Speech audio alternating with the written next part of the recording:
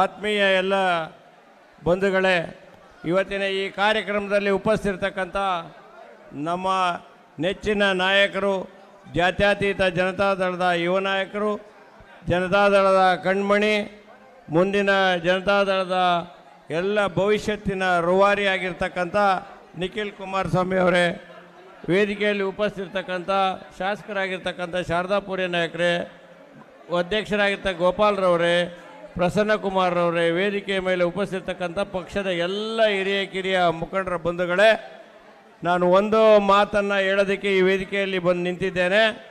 ಇವತ್ತು ಏನು ಪ್ರಸನ್ನ ಕುಮಾರ್ರವರು ಇವತ್ತು ಈ ಕಾರ್ಯಕ್ರಮವನ್ನು ಆಯೋಜನೆ ಮಾಡಿ ಮಾನ್ಯ ನಿಖಿಲ್ ಕುಮಾರಸ್ವಾಮಿ ಅವರು ಬರ್ತಾರೆ, ಬಂದಂಥ ಸಂದರ್ಭದಲ್ಲಿ ಕಾರ್ಯಕರ್ತನ ಉದ್ದೇಶಿಸಿ ಮಾತನಾಡಬೇಕು. ಕೆಲವು ಜನ ನಮ್ಮ ಪಕ್ಷಕ್ಕೆ ಸೇರ್ಪಡೆ ಆಗ್ತಕ್ಕಂಥ ಕಾರ್ಯಕ್ರಮ ಇದೆ ಅನ್ನೋ ವಿಚಾರವನ್ನು ತಿಳಿದ ನಂತರ ನಿಖಿಲ್ ಕುಮಾರಸ್ವಾಮಿ ಅವರು ಅತ್ಯಂತ ಸಂತೋಷದಿಂದ ಸಂಭ್ರಮದಿಂದ ಈ ಕಾರ್ಯಕ್ರಮದಲ್ಲಿ ಪಾಲ್ಗೊಂಡಿದ್ದಾರೆ. ಅವರು ನಿಮ್ಮನ್ನು ಉದ್ದೇಶಿಸಿ ಮಾತನಾಡಲಿದ್ದಾರೆ.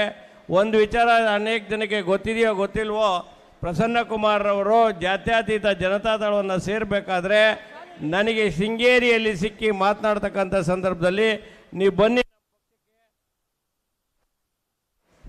ನೀವು ನಮ್ಮ ಪಕ್ಷಕ್ಕೆ ಬನ್ನಿ, ಖಂಡಿತ ಒಳ್ಳೆಯದಾಗ್ತದೆ, ನಿಮ್ಮನ್ನು ಯಾವುದೇ ಕಾರಣಕ್ಕೆ ಕುಮಾರಣ್ಣ ಕೈ ಬಿಡೋದಿಲ್ಲ ಅಂತ ಕುಮಾರಣ್ಣ ಅವ್ರ ಜೊತೆ ಮಾತನಾಡಿ ಕುಮಾರಣ್ಣವರ ಒಂದು ಭರವಸೆ ಮೇರೆಗೆ ಅವರು ಪ್ರಸನ್ನ ಕುಮಾರ್ ಅವರು ಜಾತ್ಯತೀತ ಜನತಾದಳವನ್ನು ಶಿವಮೊಗ್ಗದಲ್ಲಿ ಕಟ್ತೀನಿ, ಬೆಳೆಸ್ತೀನಿ ಅಂತ ಹೇಳಿ ಕುಮಾರಣ್ಣರ ಕೃಪಾಟ ಆಶೀರ್ವಾದದಿಂದ ನಮ್ಮ ಪಕ್ಷಕ್ಕೆ ಬಂದು ಸೇರಿಕೊಂಡಿದ್ದಾರೆ. ಅನೇಕ ಕಾರ್ಯಕರ್ತರುಗಳು ನೀವೆಲ್ಲ ಪ್ರಸನ್ನ ಕುಮಾರ್ ಅಭಿಮಾನಿ ಬಂಧುಗಳು ನೀವು ಇಲ್ಲಿದ್ದೀರಿ.